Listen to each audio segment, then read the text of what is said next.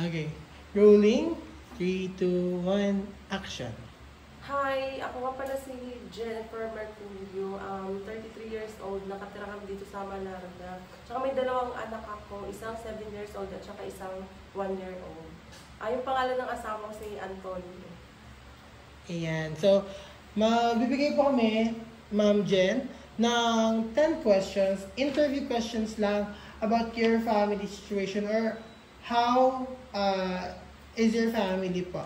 So, we have Miss Melcy to ask you the questions. Okay po. And then, kahit anong sagot na komportable po kayo, walang problema. Basta komportable kayo sagutin. Okay.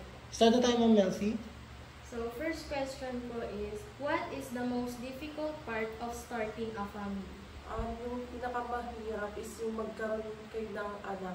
Kasi nga parang nangangapa kayo kung paano yung papalakihin, kung anong way, at saka kung anong pagdidisiplina yung pwede nyo gawin as para sa mga bagong parents. Parang mahirap yung ganun, lalo na wala kayong kasamang magulang sa bahay. Parang kayo lang talagang dalawang mag-asawa. Feeling ko doon ako nahirapan. The struggle of being a parent is on the beginning. Parang kung paano nag-start talaga yung pagiging parent. Yun yung pinakamahirap for you, Tita. Okay. Okay, the Next second po is, how do you balance time between work and family? Ako wala naman akong work, nandito lang ako sa bahay. So, naalagaan ko yung anak ko 7 years old at saka 1 year old. Parang full-time mom ako. So, parang naalagaan ko sila sa pag-aaral, yung paghatid sa school, pagluluto ng pagkain, pag-asikaso dito sa bahay, sa akin. Hands-on mo. Hands-on. Okay. Third po is, did your family experience financial difficulty? How did you manage to go about it? Ay, opo. Nung nasiis nga ako dun sa baby ko, kasi yun parang hindi siya sadya na masisiis ako, parang emergency siya. So, yung budget namin dun pang normal delivery lang. Pero at least kahit paano naman, na-solve namin yun. Parang nagawa naman ng parang, kasi yung asawa madiskarte naman din siya. Parang naman siya, responsibleng ama. Thank you. Fourth po is, how do you manage your time with a baby and a school-age child? Mahirap. Kasi pag sa baby kasi, kailangan mo ng buong atensyon. Malayo yung gap nila. 7 years old to, naghahanap din ng attention.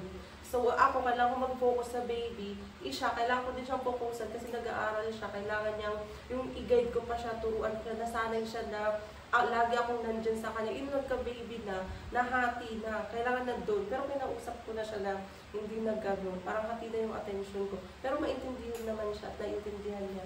Yung tulungan niya na ako ngayon na mag-alaga sa baby. Sweet naman pala ni Ate Anya. Para nagiging, ngayon po, especially si Anya is tumatanda na, mas nagkakaroon na siya ng ability na mas maintindihan yung situation ng family. And that's great. Kasi, talaga siya. Fifth question. What are some challenges you face with having kids of different ages? Mahirap siya kasi parang nagkaroon ko ulit ng first time na anak, ganun. Kasi nga, malayo yung gap nila, parang naninibago ka ulit. Kung paano yung way ng pag-aalaga mo sa kanya, akala mo ganun lang, pero magkaiba pala. Magkaiba sila. Parang hindi lahat ng baby magkakapareho. iba yung pangangailangan niya. Kasi syempre, iba na yung edad ni Anya, tapos si Lily parang another baby ulit. Tapos yung edad mo din tumatanda ka, di ba, tita? Parang yung katawan mo, yung pagod minsan, mas nararamdaman. ko. Sixth question. What values do you hope to teach your children? Maging mabait at maging marespeto sa mga tao. Yun naman talaga yung gusto ng mga magulang Maging at saka lagi silang gumalang sa mga tao nakapaligid sa kanila or kahit hindi nila kakilala. Sa lahat ng nakakatanda, tsaka dapat importante yung takot sa Diyos. At saka always pray. Yun yung lagi sinasabi kay Anya. 7. Do you have house rules? If yes, share some of them.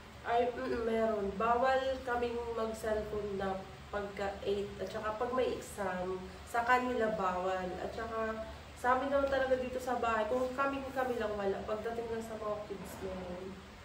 Yun, bawal daw cellphone pagka 8 p.m. 8 is, what is the most challenging part of being a parent? Siguro yung pagpapalaki sa bata, at saka yung kung paano mo sila didisiplinahin, parang mahirap pala talaga yung pag naging nanay ka. Parang hindi ka, bawal nasasabi mo lang yan na, ay, kailangan ko maging mabait na nanay. Pero pag nandun ka na sa sitwasyon, hindi, magiging ka din talaga. Parang gusto mo mag-read sa statement. Doon ka din talaga susubukin. Kahit gusto mo maging pasensyosong nanay, yung kalma-kalma lang nanay, pero hindi, darating ka talaga sa point na parang aabot din talaga yung pasensya mo. Ninth question. How do you and your partner share responsibilities at home? Yung asawa ko naman, hindi mo na siya kailangan sabihan kasi responsableng ama siya. Mapag-uwi siya galing trabaho, siya yung nagluluto ng hapunan kasi nga, alam niya, pagod na ako buong maghapon mag-alaga sa mga bata. Siya pag day off niya, siya yung naglalaba, ganun. Pero pagdating sa mga bata, ako nag-aasikaso. Pag Sunday, siya yung naglilinis dito sa bahay, naglalaba. Tsaka, basta pagdating sa mga bata, pagliligo ako. Pagdating sa pagluluto sa gabi, sa kanya na, siya na yung nakatoka. Ganun. 10th question. Misunderstanding is normal with couples. How do you both manage to solve domestic problems or issues? Ay, oo, normal lang naman talaga yung sa mag-asawa yung nagkakaroon kayo ng alitan, ng problema. Hindi talaga yung maiwasan. Kasi walang mag-asawang hindi nag-aaway sa totoo lang. Pero at least, at the end of the day, na pag-uusapan nyo, parang yung kasabihan na huwag kayo matutulog ng magkagalit. Yung parang lagi yung pag-uusapan nyo ano yung problema, then say sorry. Para at least, para okay din yung para sa pamilya nyo. Tsaka ipakita nyo sa mga anak nyo na sweet kayo o nagsusorry yung isa't isa. Kasi ma-adapt yun ng bata eh. Tsaka yung pinaka-ano lang, huwag kayong mag-aaway sa harap ng mga bata. Yung parang kung may problema kayong dalawa, kayong dalawa na lang. Tapos yung pag-usapan nyo, para kung ano man yung hindi pagkakaintindihan, at least nasabi nyo sa isa't isa, then nagkahingian kayo ng tawad. Para naman yung sa ikabubuti ng pamilya nyo.